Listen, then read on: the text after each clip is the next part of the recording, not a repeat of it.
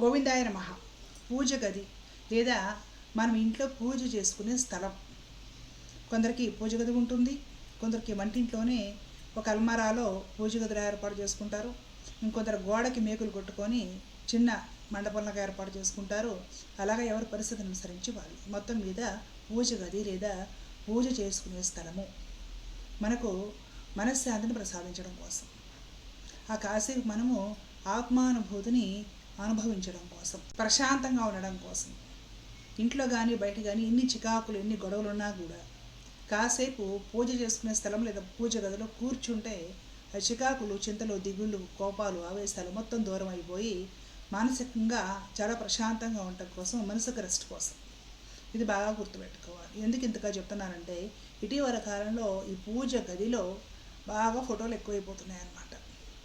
మనకి మొదటి నుండి చాలా ఉన్న దేవుళ్ళు లేదా దేవతలు రకరకాల ఫోటోలు గోడ నిండా అవి కాకుండా ఇంకా ట్రెండింగ్లో ఏమున్నాయో యూట్యూబ్లో రకరకాల ట్రెండింగ్ దేవతలు ఇప్పుడు అన్నీ తీసుకొస్తున్నారు కదా, మరలా అవి కాకుండా రకరకాల గురువులు సిద్ధపురుషుల ఫోటోలు ఇంటి నిండా. ఇవి కాకుండా ఇంకాస్త ఎవరైనా తీర్థయాత్రలకు వెళ్ళి తెచ్చిస్తూ ఉంటారు. పలానా యాత్రకు వెళ్ళాను, ఇదో ఈ ఫోటోలు తెచ్చాను తీసుకో. మరలా అది పెట్టుకోకపోతే ఎలాగ? అక్కడ నుంచి దేవుడు వచ్చాడంటే మాటల దాన్ని పెట్టేసుకోవాలి.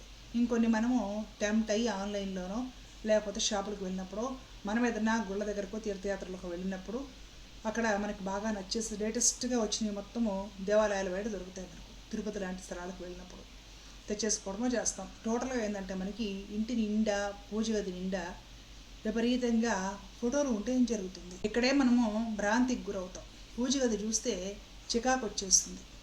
ఇవన్నీ తుడవాలా, నాకు ఇప్పుడు ఓపిక లేదు. ఇవన్నీ కడగాలా, నాకు ఓపిక లేదు.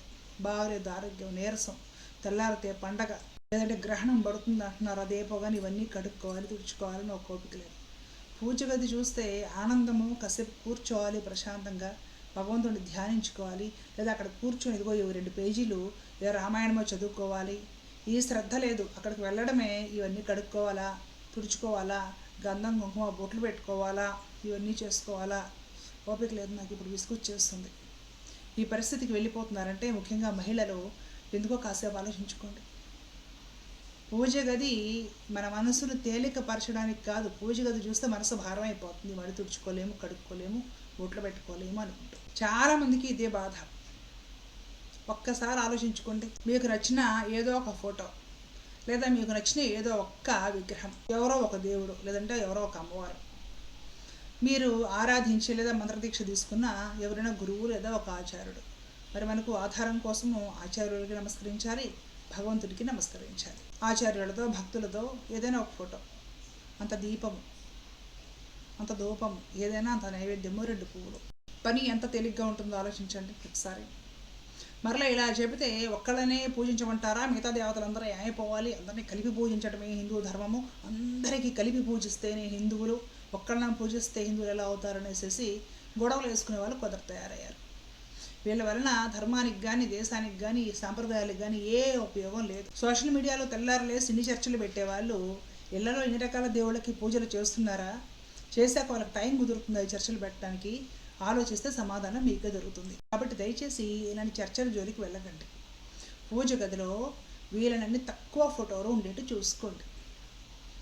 భగవంతుడు ఒక్కడే రకరకాల రూపాల్లో ఉన్నాడనేసి మరలా వీళ్ళే చెప్తారు. మరలా శుక్రవారం అయినా, శనివారం అయినా, గురువారం అయినా, మంగళవారం అయినా, సోమవారం అయినా, ఆదివారం అయినా అనేసి మరలా వీళ్ళే చెప్తారు. మనలాంటి వాళ్ళ అంటే సాధారణమైన జనాల భ్రమ ఏమిటి? వీళ్ళకి పూజ చేస్తే ఈ ఫలితం వస్తుంది, ఆ అమ్మవారికి చేస్తే ఆ ఫలితం వస్తుంది, ఈ దేవుడికి చేస్తే ఈ ఫలితం వస్తుంది, పలానా తిది రోజు ఈ దేవుడికి వ్రతం చేయాలా, పలానా తిది రోజు ఆ దేవతకి వ్రతం చేయాలి, ఇలాగ ఇన్ని వారాలు చేసుకుంటూ పోతే ఇక్కడ ఈ ఫలితం నెరవేరుతుంది, ఇక్కడ ఈ ఫలితం నెరవేరుతుంది, అక్కడ ఆ కోరిక నెరవేరుతుంది, తర్వాత ఉద్యాపన చేయాలి, ఆ తర్వాత కొత్త వ్రతాలు మొదలు పెట్టాలి. ఇవి సాధారణమైన జనాల ఆరాటం. సోషల్ మీడియా బాగా చూసిన తర్వాత ఇంత ఆరాటపడి మనకి ఏదైనా ఒరిగిందా అంటే ఒరిగిందేమీ లేదు. రోజు రకరకాల వ్రతాలు, రకరకాల స్తోత్రాలు, రకరకాల పూజలు చెప్పేవాళ్ళు ఇన్ని రకాలు ఇంట్లో నియమనిష్టలతో ఆచరిస్తున్నారా? ఒకసారి అడగండి. ఇన్ని రకాలు ఆచరించే వాళ్ళకి అసలు సోషల్ మీడియా చూడడానికి, దాంట్లో ఒక సెట్టింగ్ వేసుకొని కెమెరాలు అన్నీ ఫిక్స్ చేసుకొని మాట్లాడి ఎడిట్ చేసుకొని వీడియోలు అప్లోడ్ చేయడానికి, థంబ్నెయిల్స్ డిజైన్ చేసుకోవడానికి టైం దొరుకుతుందా? ఒకసారి కనుక్కోండి. పూజ గది మీకు బరువుగా మారింది సోషల్ మీడియా ప్రభావం వల్లనే. 100%. అవునంటారా కాదంటారా? మీకు ఎందుకు ఉపయోగపడాలో పూజ గది అందుకు ఉపయోగపడటం లేదు. చిరాగ్గా అనిపిస్తుంది, భారంగా అనిపిస్తుంది. ఇవన్నీ కడుక్కోవాలి, తుడుచుకోవాలి, ఈ దిగుళ్ళతోటే సమయం సరిపోతుంది. ఏం చెబుతున్నానో స్పష్టంగా గుర్తుపెట్టుకోండి. పూజ గదిలో అతి తక్కువగా ఉన్న ఫోటోలు ఉంచుకోండి. ఆ ఫోటోల్లో కూడా చిత్రం బాగా కనిపించేలా ఉంచుకోండి. ఏదైనా ఒక సీతారాముల ఫోటో ఉందనుకోండి, దాంట్లో వాళ్ళు చక్కగా అందంగా కనిపిస్తూ ఉండాలి. మీరు ఎదురు కూర్చున్నప్పుడు వాళ్ళ రూపాలు మీ మనసులో ప్రింట్ అయ్యే విధంగా, మీరు ధ్యానించగలిగే విధంగా, మీకు ఆనందం కలిగించే విధంగా చిత్రపటం ఎదురుగా ఉండాలి. ఖాళీ లేకుండా మరలా దాని నిండా బొట్లు, కుంకాలు అవన్నీ ఒక ఫోటోకి 10 బొట్లు 20 బొట్లు పెట్టాలి. వాళ్ళ డ్రెస్సు, వాళ్ళ చేతులు ఎన్ని ఉన్నాయో, చేతులకి కాళ్ళకి అన్నిటికీ కుంకాలు బొట్లు వేసేసి పెట్టాలా. ఇంకా రూపం ఏం కనపడుతుంది? అలాంటి ఒక 20 ఫోటోలు ఉంటాయి. ఎవరి మీద దృష్టి పెడతారు? మళ్ళీ ఈ పెట్టుకోవడము, శుక్రవారం వస్తే ఇవి కడుక్కోవడం, మళ్ళా బొట్లు పెట్టుకోవడము, ఇవే సరిపోతుంది. 20 వేలు చేసిన తర్వాత కూడా ఏదైనా ధ్యానం కుదిరిందా దేవుడి మీద? అబ్బే కుదరలా, మనశ్శాంతి లేదండి. ఏదైనా ఆత్మానుభూతి పొందావా? అబ్బే మనకి అవేం తెలియదండి. పైగా ఆత్మానుభూతి సంగతి పాపభీతి ఎక్కువగా ఉంది మనకి. అనుకున్న పనులు అవ్వట్లేదు, దైవం కరుణించట్లేదు, ఇన్ని వ్రతాలు చేస్తా ఏమీ కాలేదు, ఇంకా సొంతల్లి కొనుక్కోలేకపోయాం, ఇంకా బాధలు తప్పలేదు, ఇన్ని ఆలోచిస్తున్నామంటే పూజలు చేస్తున్నా కూడా ఆత్మానుభవం కలగట్లేదు అని. పరమాత్మ పట్ల మనకు ఆ రమించే గుణం కలగట్లేదు, ఆనందం లేదు, భగవంతుడిని చూసుకుని తృప్తి లేదు. భగవంతుడు మన భారం వహిస్తాడు అని భగవద్గీతలో చెప్పాడు కదా. తన మీద మనకు నమ్మకం లేదు, అసలు ఆ విషయం గురించి మనకి తెలియని కూడా తెలియదు. పూజ గదిలో మీకు అనుకున్న రిజల్ట్ రావాలంటే వీరినంత తక్కువగా మీకు బాగా ఇష్టమైన ఎవరో ఒకరు, మీకు ఇష్ట దైవం ఫోటో ఉంచుకోండి చాలు. చిన్న దీపం ఉంచుకోండి. మంచి స్మెల్ వచ్చే కొంచెం ఆర్గానిక్ కెమికల్స్ ఏమి లేని సామరాణి గడిలో ఉంచుకోండి. ఏదో చిన్నవి ఏదో ఆర్తకర్పూరము, గంట అలాంటివి వాడతాం కదా సహజంగా, అవేవో పెట్టుకోండి. ప్రశాంతంగా ఈ తుడుచుకోవడాలు, బొట్లు పెట్టుకోవడాలు ఈ టైం మినహాయించి కూర్చోండి. ఓ 10 నిమిషాలు భగవంతుడి సాన్నిధ్యంలో కూర్చోండి. ప్రశాంతంగా కూర్చోండి. భగవన్నామస్మరణ చేసుకోండి. కళ్ళు మూసుకొని ధ్యానించుకోండి. మీకున్న దిగుళ్ళు, చీకు, చింతలు అవన్నీ కూడా నేను వదిలిపెట్టాలి, ఇవి శాశ్వతం కాదు. భగవంతుడు నాతోటి, ఆ భగవత్ శక్తి నాతో ఉంది, ఆ చైతన్యం నడిపిస్తుంది, ఆ భగవంతుడు నన్ను కాపాడతాడు అనే ఒక పాజిటివ్ భావనను పెంచుకుంటూ ఆ విధమైన ఆలోచనలు, సకారాత్మకమైన ఆలోచనలు చూసుకుంటూ పూజ గదిలో దేవుడి సన్నిధిలో గడపండి. ఆ విధంగా 4 రోజులు చూసి నాకు కామెంట్ సెక్షన్లో రాయండి ఫలితాలు ఎలా వచ్చాయి. ఫలితం అంటే అది. అందుకే ఉత్తరాదిలో చూసుకుంటే ఈ పూజలు, వ్రతాలు, రోజుకు ఒక పూజ, రోజుకు దేవుడు, ఇవి తక్కువ.